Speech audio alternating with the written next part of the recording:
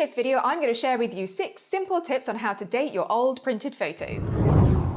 Hi, I'm Littlecott, the photo organizer, and I'm all about helping you preserve and share your precious photo and video memories without getting overwhelmed. If you're looking to rediscover life's special moments and protect them for future generations, then be sure to subscribe and click the bell to be notified every time I release a new video. If only printed photos were like digital photos and automatically told us the date they were taken. Unless you had a photo obsessive in your family that wrote the dates on the back of all your old photos, there's a little bit of detective work that's needed to work out the date a photo was taken. Before you go stir crazy trying to work out the dates that photos were taken, check out my 6 simple tips on how to date your old printed photos. And check out my final tip, which is the biggest, most eye-opening tip that I've ever learned for organising printed photos. It is going to blow your mind. Tip 1. Personal features and trends. There are things that we have throughout our life that change, and these features can be really helpful when dating photos. It could be the style of your clothes, when you had braces, or that really attractive 80s perm that you thought was amazing. In my case, it's my hair length. Throughout the years, I've had a number of different hair lengths, and I can use it to date any of my family photos based on how long my hair is. Yes, it is that simple. The frizzy bob cut was the early 90s. Then the frizzy long hair was the last years of school. The short, my first years at uni. Yes, I went to uni and cropped all my hair off. Then we've got the sleek bob, which is the early noughties. Yes, I had discovered straighteners by then. So I can use this to date any of the family photos that I'm in, but it can also help me with the others when used with my final tip, so stay tuned. Tip 2. Buildings. Some buildings will not change that much over time. Think the Eiffel Tower, but they can be a good indicator if they've been changed for, say, a special event like the Olympics, or have been restored at some point so had scaffolding around it. And obviously for new buildings, it can be if they are there or not, like the Shard here in London. Tip 3. Cars.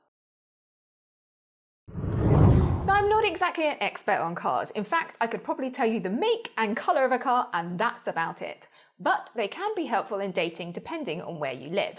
As particular models are only around for a certain period of time, they can help you at least know the potential start date for your photo. Here in the UK, we used to have different starting letters for car number plates. So when I knew my dad had bought the car I was proudly pointing at when it was fresh and new, I instantly knew the year. Well, with a bit of Googling. Another tip in the UK is we used to display tax discs in our car. I've dated a client's photo with a magnifying glass and an eagle eye at the tax disc. What car-related information could you use where you live? Have a think.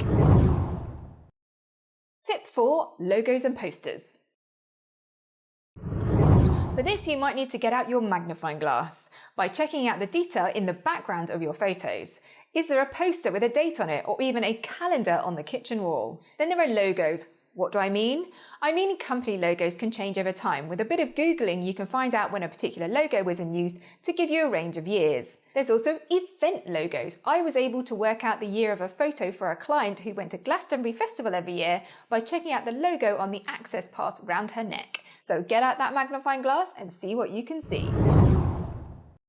Tip 5. Counting the candles.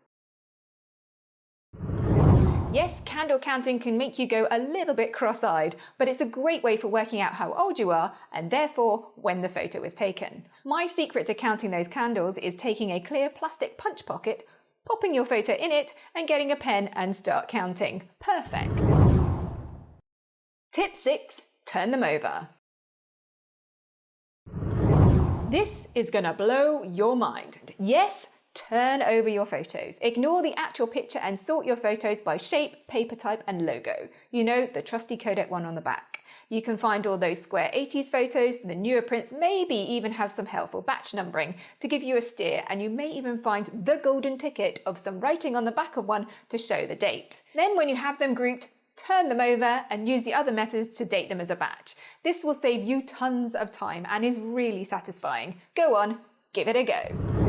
So you're in the photo redating full swing and your photos are spread out across your table, keep getting in the way and you're losing track of the dating you've done. Sound like you? Well, here is my bonus secret to tidy sorting. It's nothing more complicated than an old shoebox and some index cards or pieces of paper. Sort your photos into the shoebox, separating the photos into years and events with the cards. Nothing fancy, nothing complicated, but what a space saver. So there you have it, 6 simple tips on how to date your old printed photos. Do you have any other great tips for dating your printed photos? Leave them in the comments below. Are you struggling to actually start organising your photos and videos? Don't know where to start? I've put together a simple, straightforward, quick start guide to organising your photos that's linked in the description below. So click through and I will see you there. If you enjoyed this video, go ahead with a like and a share. Have fun rediscovering your memories. I'll see you in my next video.